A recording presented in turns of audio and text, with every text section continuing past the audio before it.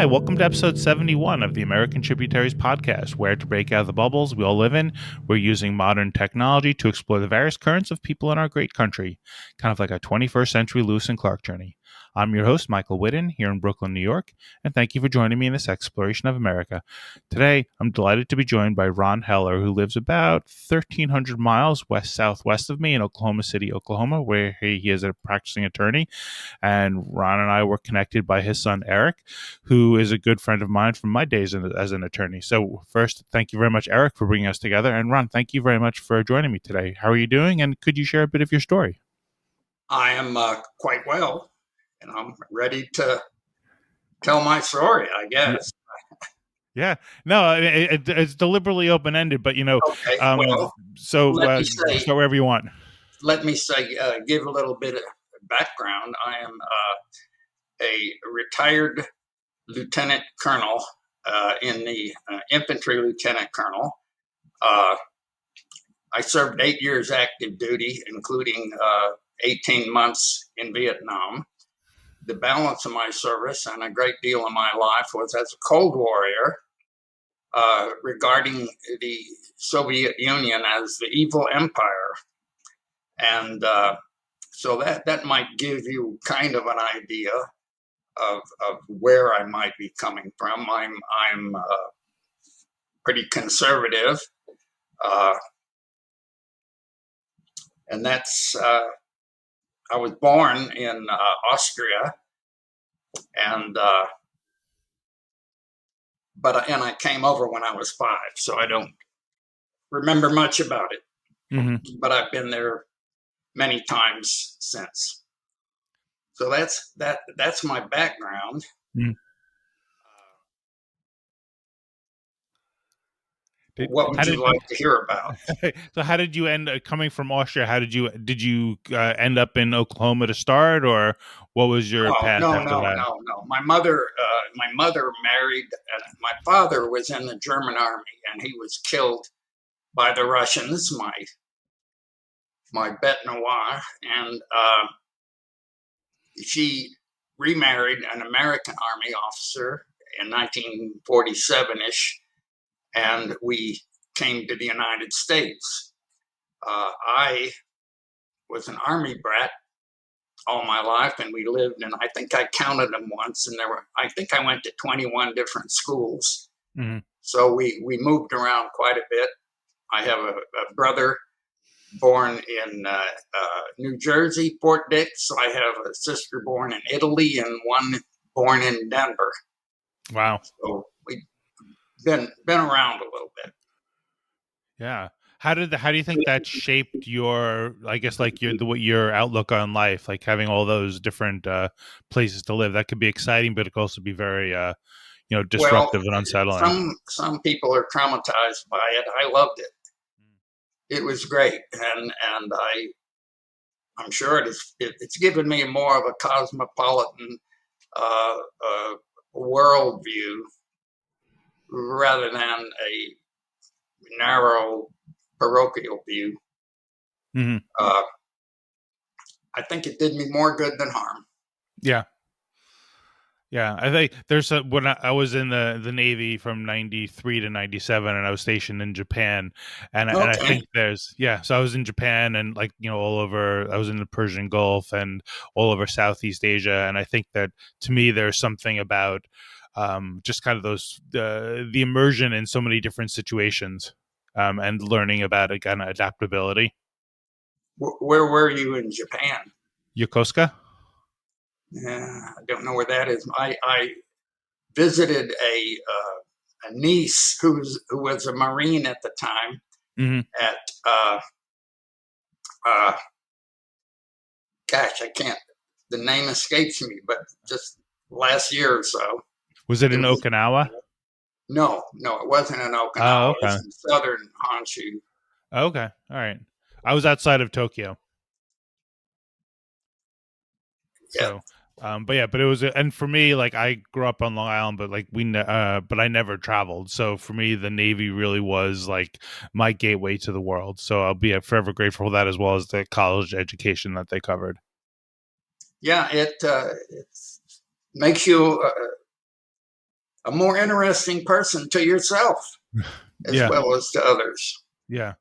Although I'm sure that your I mean, I would imagine your time in Vietnam was probably pretty challenging. Oh, it was all right. I was a professional soldier at the time, and I was there by choice. Uh-huh. And my particular war was not terrible. Mm, I mean, it had terrible moments, but I mean, I extended 16 months. I was a bachelor and I was a professional, so I stayed an extra 6. mm. But it was interesting. And then you stayed in the In the reserves. reserves, yes, Okay. I joined the reserves, and I was an active reservist. But Hmm. I got out before the reserves started carrying the water for the regular army. Hmm. Uh, Hmm. that was back in the days when the purpose of the reserve was to protect the country while the army was off fighting the wars, Hmm. and also to be mobilized for the real big wars. Hmm. So when did you retire? I think around 1994. I can't believe Okay. it. I'm getting Oh wow. old. And were you so you and how long have you been living in the Oklahoma? I I was stationed in Germany in 1974, and I got out of the army and moved to Oklahoma. Hmm. Why did I move to Oklahoma? I don't know that I'd ever been there before, but I got accepted to law school Hmm. at Oklahoma City University and at the University of Detroit Night School. Now, while I had family in the Detroit area, I was no dummy. I made it through Vietnam and I wasn't about to go downtown Detroit at night. Hmm. So I picked Oklahoma City. My undergraduate career was less than distinguished, shall we say. So I was not deluged with acceptances Uh-huh. from top rate law schools. Hmm. And then how did you what was your expectations for Oklahoma? Did it matter? Like, when you were getting ready to go there? I had just had a child within a year or Hmm. so, Eric, Hmm. and I was ready to settle down for a while. Oklahoma was as good as any. Uh-huh. Uh, and since then, I guess I'm an Okie now. And what's kept you in Oklahoma? Of all the travel that you've Uh, done before, you probably had a lot of, or you were aware of a lot of other things. Law practice mainly. Uh-huh. Hmm. It's a nice place to raise children. Hmm. And by the time the boys were out on their own, I was kind of stuck here. Hmm. So, Maybe an economic prisoner to some degree. mhm. Aren't we all? Yeah. Whenever my kids ask us to move, because I live in Brooklyn and we have an 1,100 square foot apartment for the five of us, Oh and boy. whenever somebody brings up the idea of moving, we're like, guys, we're stuck here. Like, there's no place else we can go, and we're like a lottery ticket away from being able to move. But other than that, we're stuck here unless you want Right. some big That's traumatic change. poor career and Yeah, retirement planning. yeah, The yeah. lottery ticket. Yeah. What would you say is like one of the, I guess, like like maybe a misunderstanding or misperception of Oklahoma that we can help dispel? Probably for me, because I've never been there. So I read one book about Oklahoma, which I'll show here, called Yeah, Boomtown, yeah, yeah. and that was really my only immersion into what Oklahoma is about. So let's help cure some more ignorance on my part. Well, topographically, Oklahoma is fairly flat. It's got rolling hills here.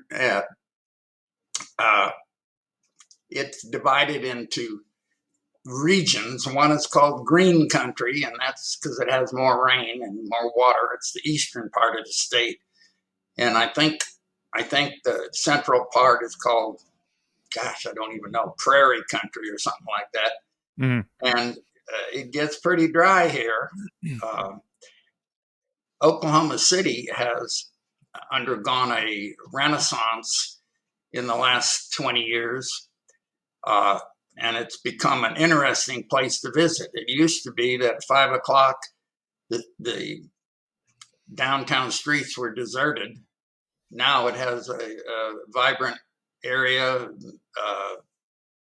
kind of reminiscent of a neighborhood in New York City Hmm. in places, and it has a professional basketball team, the Thunder, Yeah. and that helped move us into uh, a new league, shall we say, pun intended, Mm-hmm. in cities.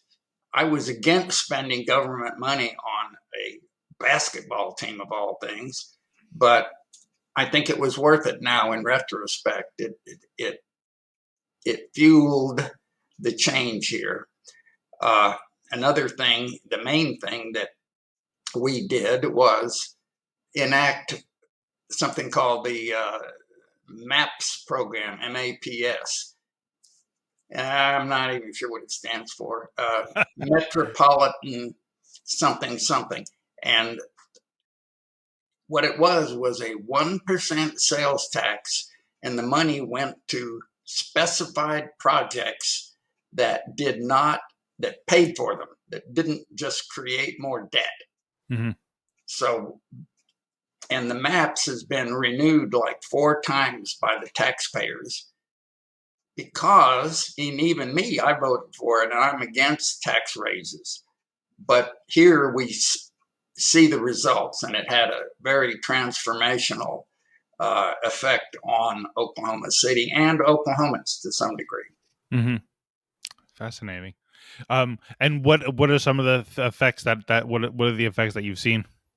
Oh, bicycle trails, uh, parks, uh,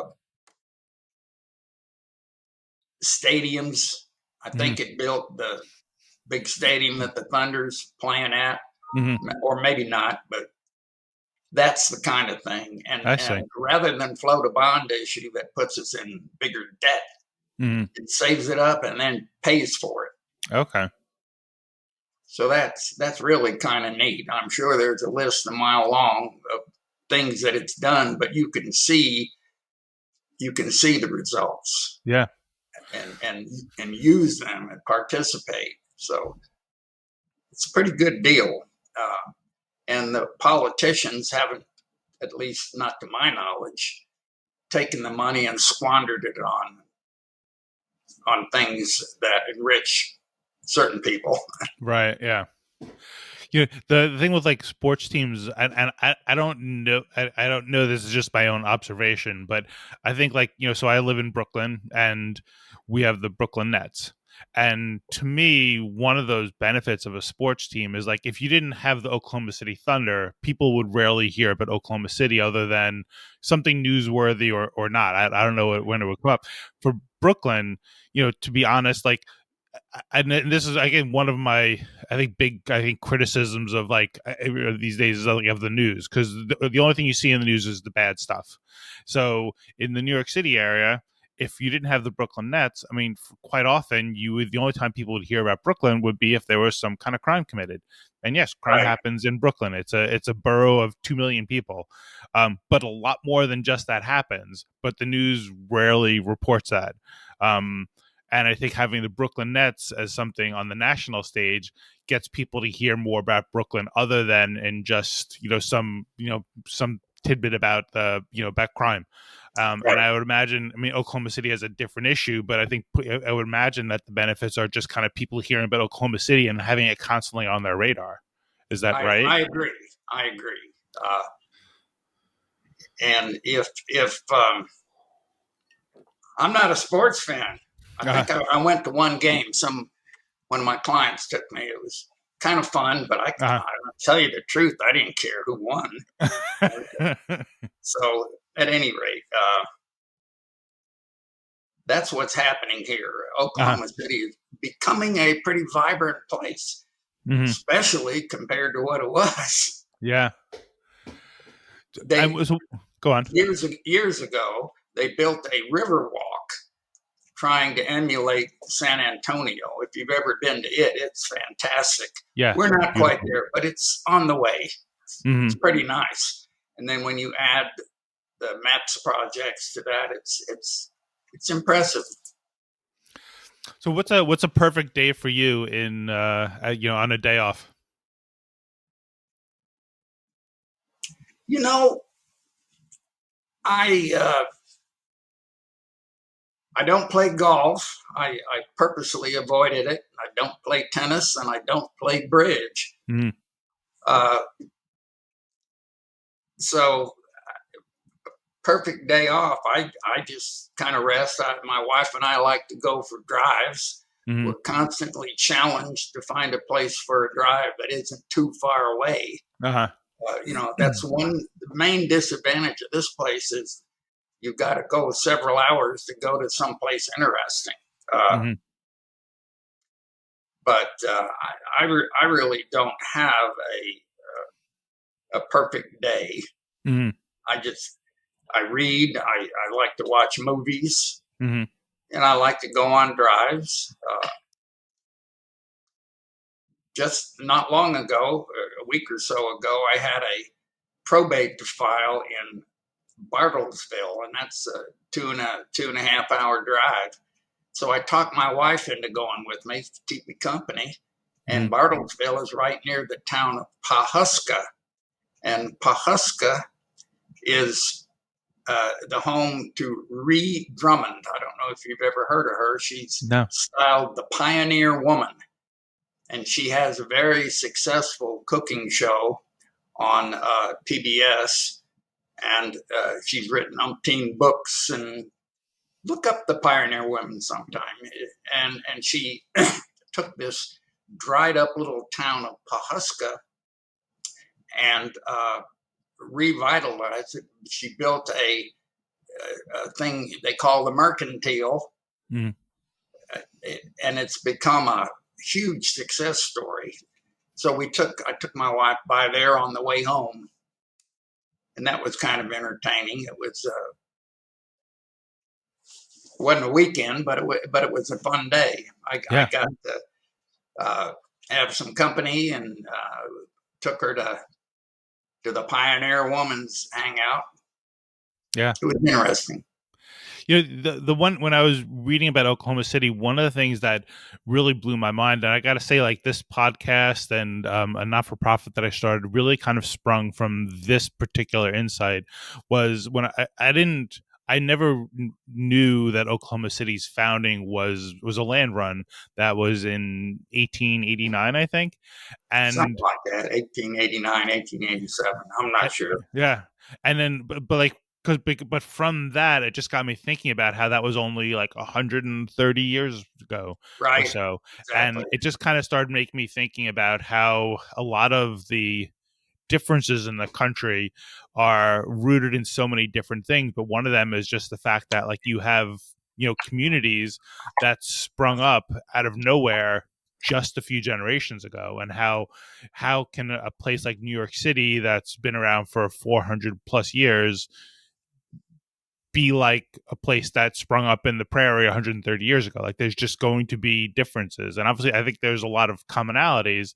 but there are certainly going to be differences in how people live and how people adjust, just based on the fact that it's a new world. And when I read about the founding and how about the Sooners, and then like the settling and how people kind of went to like claim their little piece of land and then they had to protect it and create a community. Like it was just like, this is crazy that this happened so recently. And of Yeah, course people in yes. Oklahoma City is, of course it's different than New York. How could it not be? Well, and our our definition of old here is a little different than it is in, say, Europe. Yeah. In Europe, one time I was in a place, I think it was Rothenburg on der Tauber, a very famous tourist city. And I stayed in the Golden Deer, the Golden Hirsch, and I Mm. stayed in the new section. And the new section was built in 1500, to give you an idea. I don't even know what the old section is. Yeah. But if you want to learn some interesting Oklahoma history, you've probably heard of the book and the movie, The Flowers of Killers of the Flower Moon. Mm-hmm. It's really a fantastic story by Mm-hmm. David Gran, uh, about the systematic killing of the Osage Indians to deprive them of their oil revenue. Mm-hmm. It's a hell of a story. Really? Yeah, the movie's going to be released soon, and it Wow. was filmed up in Pahuska, actually, up in that area. Uh, Uh, and it's got some big names in it. I don't remember who, DiCaprio, De Niro, people like that. yeah. Yeah. Wow. I'll have to take a look at that. I think I remember seeing that book, but thinking like it seemed a little too dark for It, it for is, where my mind can be. it is dark. Uh, Yeah. do you sense like any kind of um like is there some kind of remnant of that kind of like frontier spirit that still is there in a way that like somebody in New York wouldn't appreciate? Ooh, well, we've got some old restaurants that have been around forever. Cattleman's Restaurant, Mm-hmm. uh, kind of nationally known. Mm-hmm. And keep in mind that, again, I'm not sure, but Oklahoma used to be known as Indian Territory before statehood, and consequently, a great deal of Oklahoma, maybe most of Oklahoma, is Indian reservation, and there's several. And do you know that Oklahoma has 130 casinos? No. Wow. 130. That's probably one for every 10 Oklahomans or whatever. Yeah, but it's crazy. Las Vegas and the prairie. Yeah, so that ties into the Indians, the frontier, Mm-hmm. and we are our governor, who is a full-blooded or Cherokee or something like that. Uh, Again, I don't. He is Indian, Mm-hmm. and he is in a feud with Indian tribes. Oh It's yeah. really crazy, but I kind of ignore all that stuff. Mm-hmm. Wow. And then the other thing that I guess what I remember thinking about when I read that book was it just talked about tornadoes, and it got me thinking about the feeling that I had after 9/11. We were here, my wife and I were here for 9/11, and I remember that kind of there was a dread that you'd have like in the subway. There was a sense of panic that you'd feel every time you heard an airplane flying over, like for months. Um, but it was something that eventually went away because you kind of knew that was like a Right, one time thing. right. But then it got me thinking about living with tornadoes because like that's something that's always there. I mean, is it something that you always kind of do you forget about that, or how do you live with tornadoes? Have you ever had an experience with a tornado? No, not nearby. Mm-hmm. I keep two army helmets in the hall closet. Get them out on occasion. Uh-huh. Uh, but the tornado season, or the tornadoes, have we haven't had as many as we used to, or shall we say there's more in other places back east. So it might not be as bad as maybe the changing weather Mm-hmm. patterns are affecting that. I don't know. Mm-hmm. Wow. Well, either way, when I read about the kind of like destruction and the kind of like I mean, you don't get very much notice for it. It just kind of made me think about how that must be to live with that. I don't worry about it until I hear the freight train overhead. Is that what The it sounds average, like? the average Okie, Uh, if he hears there's a tornado, he'll run outside to look at it, get a picture of it. You so, would think you would think that every home would have a shelter, but nah, they're rare. uh-huh. The old time ones, the country ones, would have a hidey hole, they called it, maybe a root cellar or something. But in the city, you rarely have one. Does a tornado, like, do you, I mean, so what would happen if a tornado is coming at you at home or in your office? Well, you want to. They generally come from the southwest, so you kind of want to get as far from the southwest corner of the house as you can, I guess. Uh-huh. Maybe get in a bathtub. Uh, you know what they? Not much, not There's much not else a you can lot. do. It's not a lot you can do. Wow. You don't want to. Well, one good thing is our houses are mostly made of wood frame construction, and you have a fairly good chance of surviving unless it just blows away. Hmm. But as opposed to, you'll hear of an earthquake in Turkey or something where 100,000 people are killed. Well, the houses are real heavy when they fall on you; they squash you. Hmm. So that could be the difference. But we Okay. don't worry about it. You just go on with your lives and hope that your number's not up. Hmm. And do I'm you, more worried about getting hail damage to my car than I am uh, about getting hit by a tornado. really? And you guys got like big. I've never really seen hail until we were in Idaho last summer, and we saw it, and it wasn't anything big. But like I mean, you can get, how big is the hail that you can see? Like, Yeah, it can get big softball size. really? Yeah, it can go completely, not just ruin your shingles. It can go completely through the roof and into the ceiling, into the house sometimes. Just like big ice balls, basically, is what a Yeah, but hail is. that's not common. Uh huh. Thank Okay. God. Wow. So is oil still a big thing, a big industry in Oh Oklahoma yeah. City? Oh yeah. Uh huh. I've always said that the oil bust, I forget when it was, in the 70s or 80s, probably was good for Oklahoma because it forced us to diversify. Mm-hmm. But oil still is perhaps the major industry here. Mm-hmm. Uh, I just read in the paper this morning that Harold Hamm, the founder and main man of Continental Resources, Mm-hmm. uh, a big oil company here, has written a book to explain the oil and problem, and so I ordered one in the library. So I'm looking forward to learning a little bit about it. Wow. But oil is a big industry. Our biggest building downtown, the Devon building, was built by Devon Oil or Devon Energy, whatever it is, Mm-hmm. uh, and it's like 54 stories tall, which is quite tall for here. Yeah. It's a lot of oil money. Yeah, yeah, exactly. Wow. And can I ask, like, what's your law practice?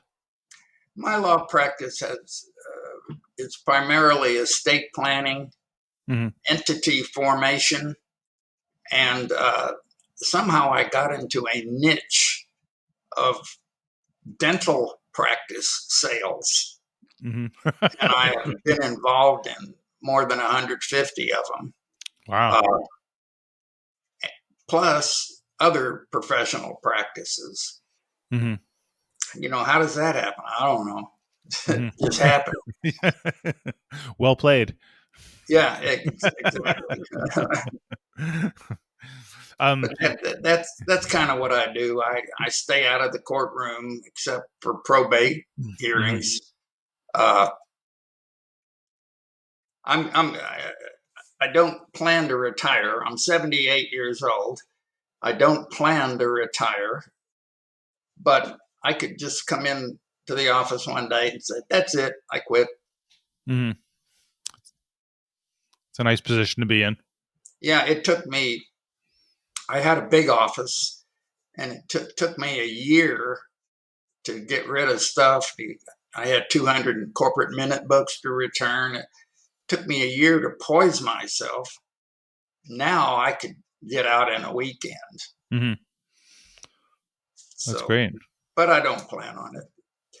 I always tell everybody that the reason my wife is a retired psychiatrist, Mm-hmm. and when people ask when I'm going to retire, I say I can't. Our house isn't big enough.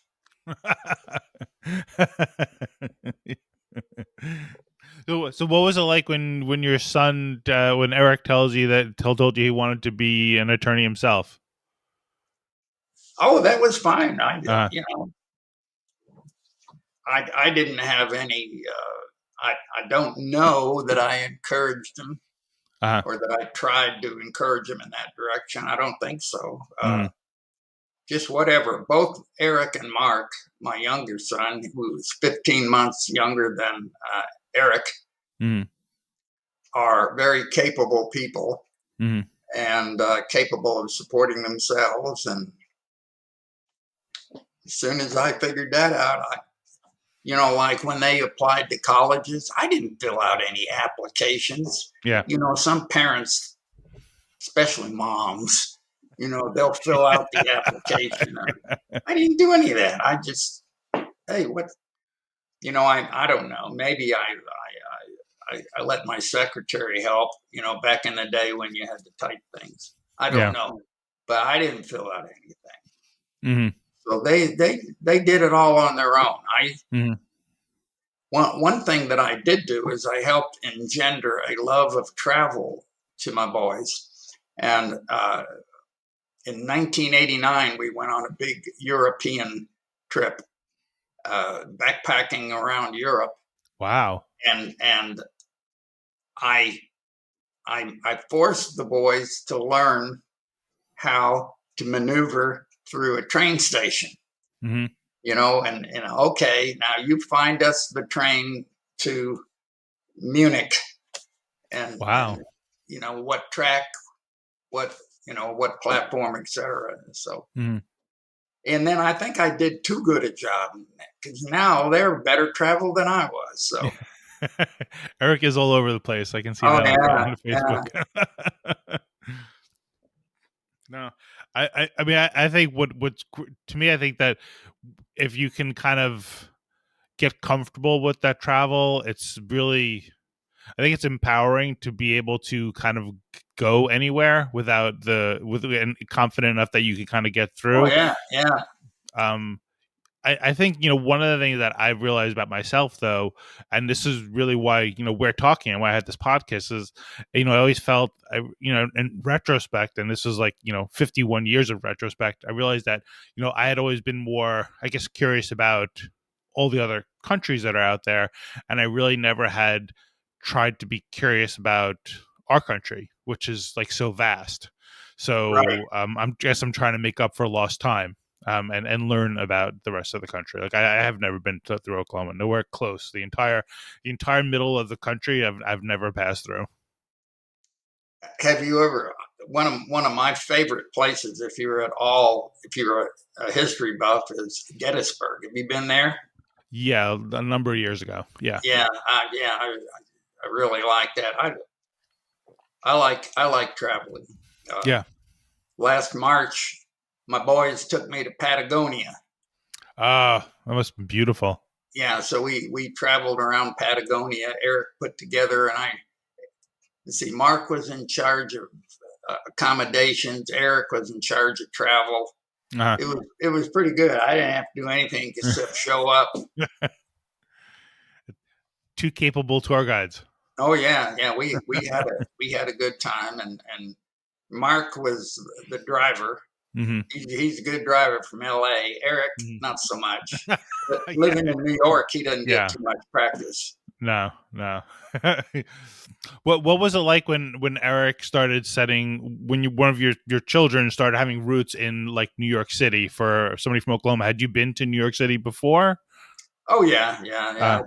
I've been there often, and like most people, I'd say it's a great place to visit, but I wouldn't want to live there.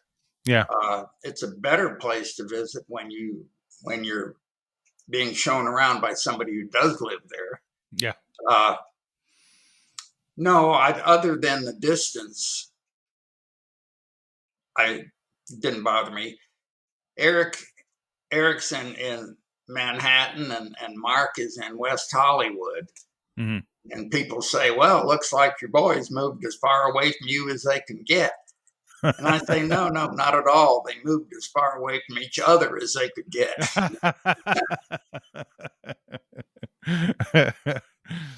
And well, do they? How often do they come? How often do you get to see them back in Oklahoma? Oh, not too frequently. Uh, uh, Uh, every other year or yeah. so. But during COVID, I started up a family Zoom, Ah, and we're still doing it. that's great. And because of it, I I have to think about when I actually saw them in person last. Hmm. You know, it's kind of like, how can I miss you when if you don't leave?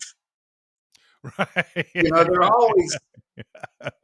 they're always there. Right. Well, one time when Mark was living on a sailboat, we had one person on a boat in the Caribbean, one person in Japan, one person in. I mean, we had them all over the world, so Uh-huh. it was kind of fun, and we're still doing it. Uh-huh.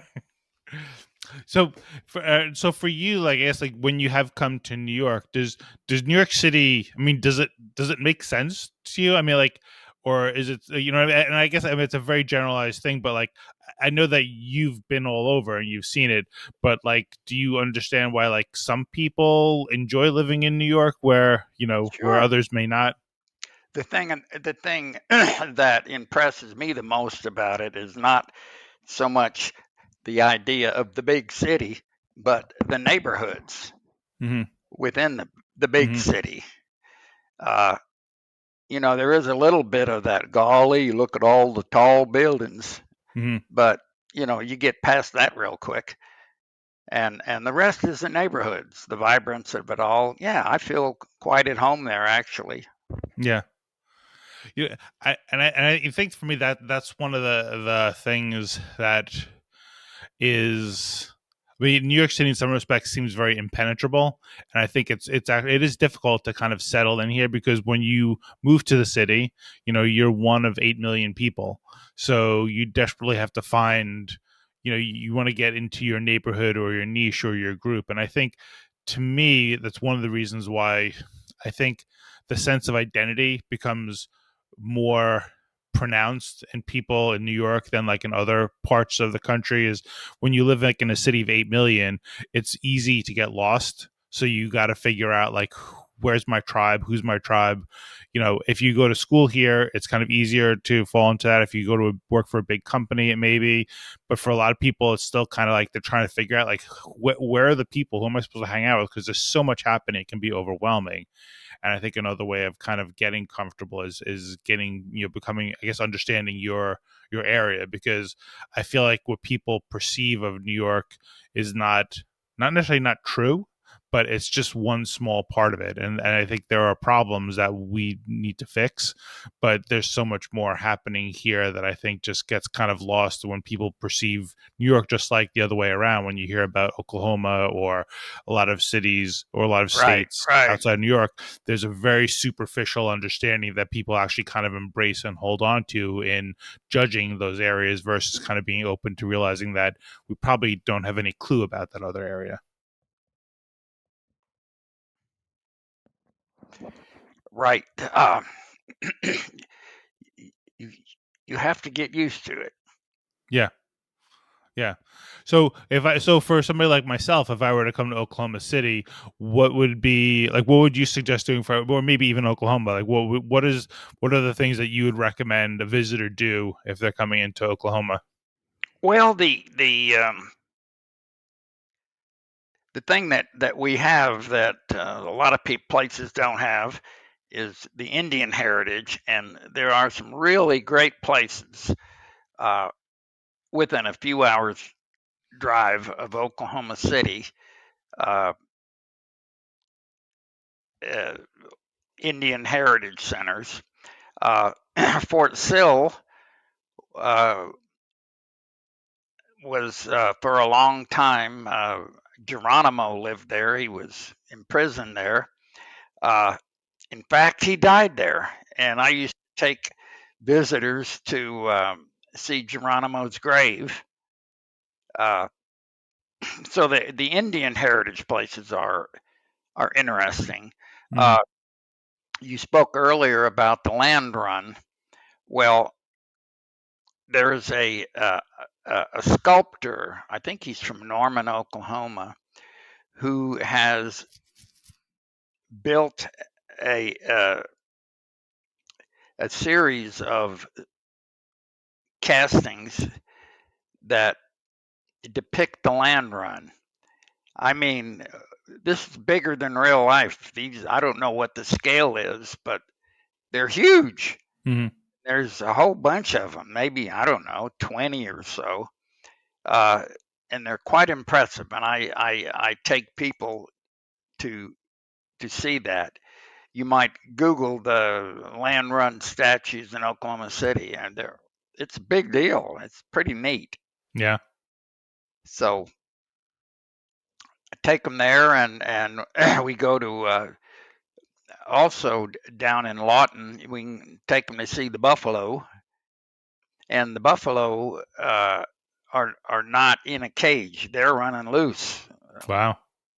So we have to show a little discretion. So that can be pretty neat. Hmm. And what's is there a quintessential like kind of a Oklahoman food? Chicken fried steak, I would say. Really, chicken fried steak. Yeah, and or fried okra. Uh-huh. Really? And it's got to be fried in Oklahoma to be real food. I think if they passed a law about that you couldn't serve fried food at restaurants, these places would almost all go out of business. I mean, they even have fried pickles, deep fried pickles. I Yeah, mean, those are good. The it's weird. fried At any rate, Snickers. that's yeah, yeah, Wow. I've never had chicken fried steak. Is that just the steak fried with flour like you'd make some yeah, fried yeah. It's chicken? kind of like a Salisbury steak Uh-huh. breaded with white gravy Uh-huh. and green beans and white Uh-huh. gravy. That not like I go to lunch with oh up to a dozen lawyers every week, Mhm. and there's always a few of them that get chicken fried steak. I mean, that's Uh-huh. just what they do. Is the beef good in Oklahoma? Like can you Yeah, get yeah, yeah. it's pretty good. I don't I don't mind chicken fried steak, but I don't Uh-huh. like the ones that are deep fried, like in a big deep fryer. Yeah. I like pan fried. They're Uh-huh. okay. Okay. All right. And okra, is that grown there?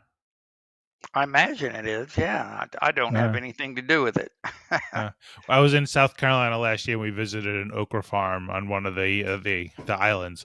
Oh, So okay. I enjoyed that, and I don't get to cook okra enough, but I definitely enjoy it. But I it's imagine it's grown here, but I don't know. I don't know what okra looks like. oh really? Yeah, I remember I once had a recipe. Saturday's my day to cook, Uh-huh. so I was going to make some Uh-huh. leek chicken. Uh-huh. So I went to Sprouts, our local produce store, Mhm. and I had to ask them to show me what a leek was. I didn't Mhm. even know what it was. Mhm. So what have you cooked on those Saturdays? Well, uh, uh, shrimp risotto is my wife's favorite. Mhm. But that's kind of labor intensive, but I can do a pretty good job on it. And I've come up with a Korean dish that's reminiscent of bulgogi, Ah. But it isn't. But it's a hamburger Korean spice dish that's pretty Mm-hmm. good. Mm-hmm. So, and there's always like the other day, I made a fallback, breaded shrimp and frozen potatoes just in the oven. Pretty good. Right. And how's the pizza in Oklahoma compared to like when you come to New York? It's not bad. Yeah. Yeah, yeah, mainly chain things. Uh-huh. They're Pizza's a universal thing. Like, it's like even like in New York. I mean, I think like for the kids, like that becomes the party staple for birthday parties. Like every sure. birthday party, it's just pizza, and it's simple. It delivers you the starch and a hint of vegetable and some protein and some dairy with the And cheese. if you go to uh, Europe or pretty much any country in the world and you want some American food, you go to an Italian restaurant Yeah. and get pizza. Yeah. No, I think to me, I think food's such a great way to kind of like get to know a community, a country, or whatever a region. It's just because it reflects a lot, and it's a nice like entryway in. Do you have any favorite restaurants in New York or favorite cuisines that in New York? Oh, not really. Hmm. Eric took me to several. One, it's not a restaurant, Hmm. but we just love Marie's Crisis. Hmm. Are you familiar Okay. with that one? No, no. Marie's It's a Crisis. it's kind of a piano bar in Greenwich Village. Oh yeah, yeah, okay, yeah, yeah. I've Yeah, they seen it. play show tunes, Uh huh. and late at night after the shows get let out, sometimes cast members will come in and sing too. Oh wow. That's kind of a fun place. And there was a place in the village called Lederhosen's. Uh You can imagine what that was, German food, huh. and I love that. Yeah, But there's a lot of nice places, just a little hole in the walls in the neighborhoods yeah, that I like. yeah, I'm not a foodie. I don't need to go to a high dollar restaurant to enjoy food. yeah. Well, I think I mean, to me, the fun thing in New York is that you don't I mean, it's easy to chase the places that are expensive, but I mean, the real treasures are the places that Right. don't necessarily cost a lot. Exactly. Yep. I mean, so yeah, that's nice. Do you see a lot of shows when you come here? Oh, sometimes we do. Uh, We mainly come to see Eric when we go. right, Uh, right. but we might see a show.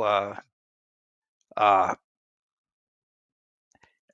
it's hard for me to remember because if we go to London, we'll make sure to see a show. Mm-hmm. Uh, so I've seen a lot of shows there that maybe I really saw in New York. I can't remember, but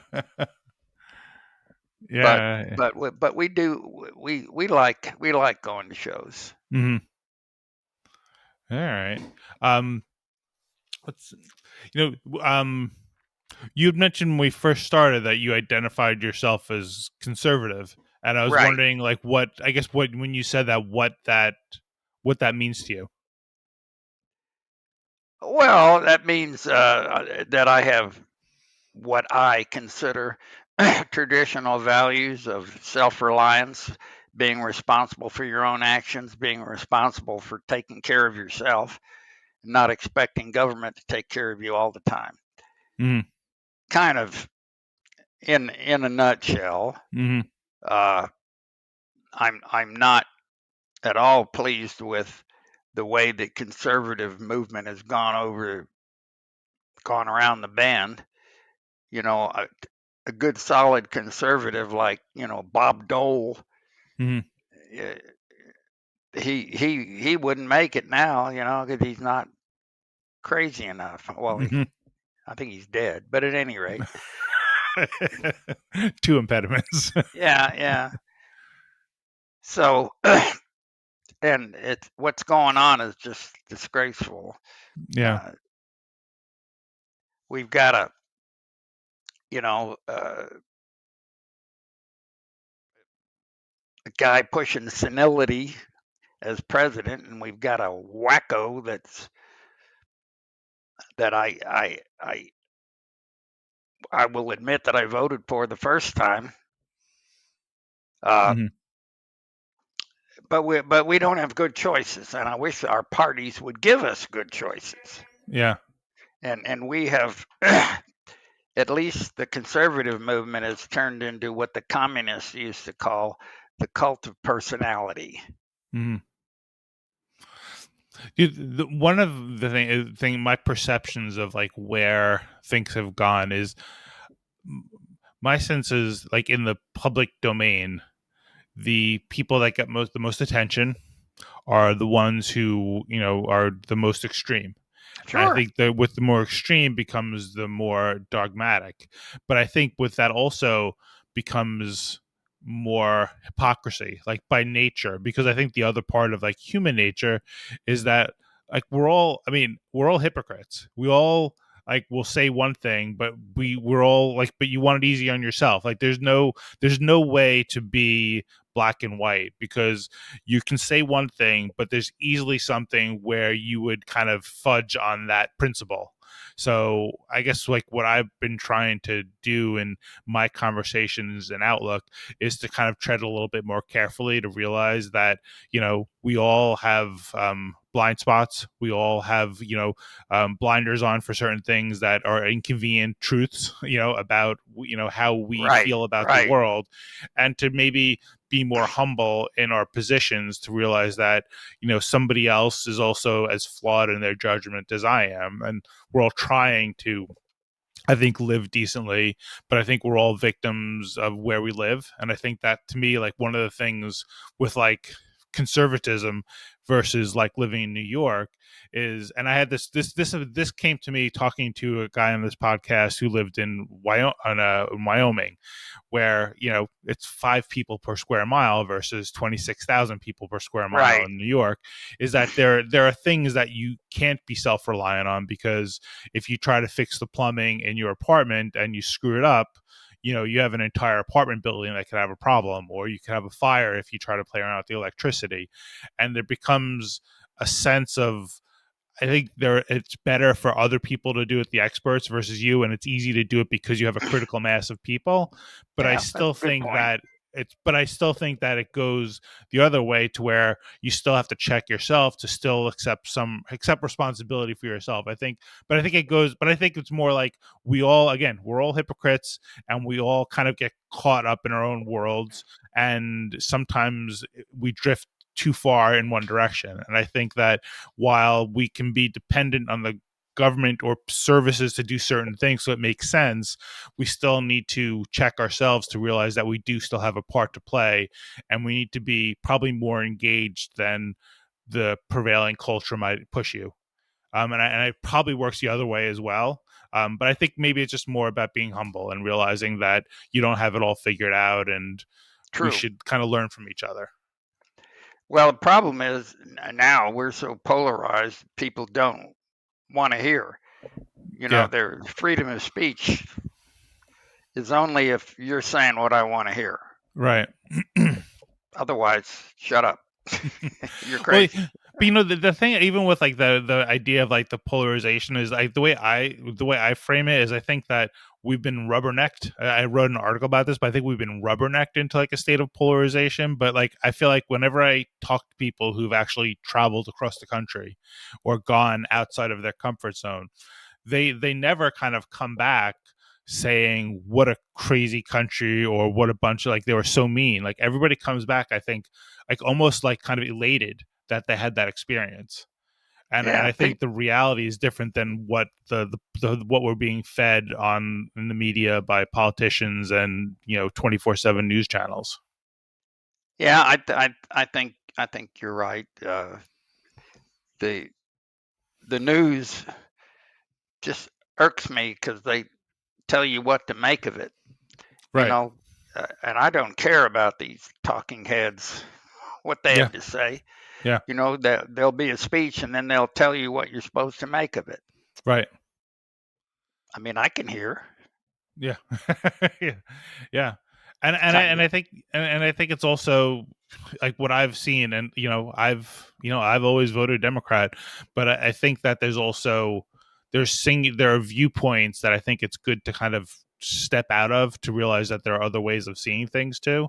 I mean, there are differences, and I'm sure you and I Sure. could talk about a lot of things we disagree on, but I think that a lot of those are also just part of the circumstances and experience. Like I always say, like, my wife and I, we've pledged to live our lives together, and there's lots of things that we disagree on. My children share our DNA, and we disagree about a lot of things. So how Right. could two guys who've just met today like not have a bunch of things they might disagree on? But there's more to Exactly. learn about in that disagreement. Right. Right. So, I mean, I wish I could get to Oklahoma to kind of see what it is, because, one of the things I learned when I've sold wine. I was a lawyer like Eric, and like I knew, for about 8 years. I got out in 2010. And in selling wine, the best parts of it is travel. You get to, go to other countries. So I've been to like Spain and France and Italy. But you learn so much by being on the ground someplace. Even if there's not much there, there's something there. Right. Right. So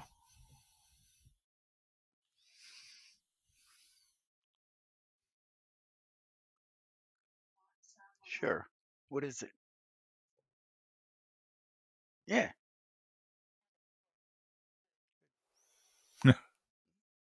Thank you. She didn't know what I was doing. You're on a pod what? Yeah. Right. So, but I think like being on the ground, I think makes a difference. And even, one of the things I think, like, as a New Yorker, is like, say I could take Google Maps and I could drop myself onto like the road outside your home, but there's and I can see it, but seeing it is different than living it. Oh, Seeing it is sure. different than like Sure. having the day to day challenges and the rhythms and the boredom and the excitement, and you've got to really live it. And I think that's where we have to just kind of all tread a little more carefully. Like New York, you could judge, and there's lots of people that are batshit crazy here for sure, right? There's a lot of stuff that doesn't make any sense, but there's a lot of good things that we like about it too. And what might work for me might not work for somebody else, but that doesn't mean that we can't, you know, get along or have productive conversations about how to fix Exactly. things. And there's so many different solutions to things, and we can agree on the problem, but the solution in Oklahoma could be different than the solution in New York. And I think that's one of the things that we need to be more open to. And maybe that's part of the problem, is that you've got somebody from Washington saying we need to fix the problem, but there's so many different ways to fix it depending on where you are, and there's so many different views on what the problem is. Well, that's what government does. They declare a crisis and then present themselves as a solution. Right. Uh, you hear this all the time, the this crisis and the that crisis. We manage to do okay without help sometimes. Yeah. Right. Well, and to me, I think that's I would say almost the biggest thing, and why I'm glad that I started this podcast is that I think there's different solutions for different things, and what the optimal solution can be different in many respects. But I think that in general, we as people need to just take more responsibility for the fact that when we say the government is we the people, that it does start with us. Like, to me, if you're going to sit here and say how bad the country is because of Donald Trump or Joe Biden, then you're disavowing your own responsibility to fix it, I think. Right. So I think Yep. that that's where it's like, I don't necessarily say that, fine, you can love that person, but if you're just sitting back saying I'm gonna make my money and I'm gonna do what I want to do, and I'm just gonna trust this person to do all that I want, then you've kind of abdicated your own responsibilities for being an American, which is somehow trying to do something about making things better. You've heard the saying, you get the kind of government you deserve. Yeah, right. So I think that's part of it is we need to be, and for me, I guess that's what I want to do with this podcast. Like, you know what? I think we should also get to know each other a little bit better. Let's talk, and let's, at least when we're making judgments about things, realize that Sure. there's so many decent people out there in so many different parts of the country. Most people are decent. Most people are friendly. Right, right. And we're told that, right off the entire state of Oklahoma because they voted for Donald Trump, or don't go to New York because they're crazy, and whatever. It's like we're not, none of it is the extreme that we're told it is. Yeah, the people here are pretty conservative. There's a whole lot of Trumpsters here, Mm-hmm. and everybody assumes that you are one. And when they Mm-hmm. find out that you're not, they don't hate you. They just kind of look at you a little funny. Oh, okay. Wait, so you're saying you're identified as like you're not a Trumpster? Not now. I'm not Not looking to put labels, but just in terms of like not since I voted for him the first term. Mhm, The second term, I didn't vote for anybody. I mhm. couldn't. I didn't want to vote for Biden, and I sure wasn't going to vote for Trump. Right.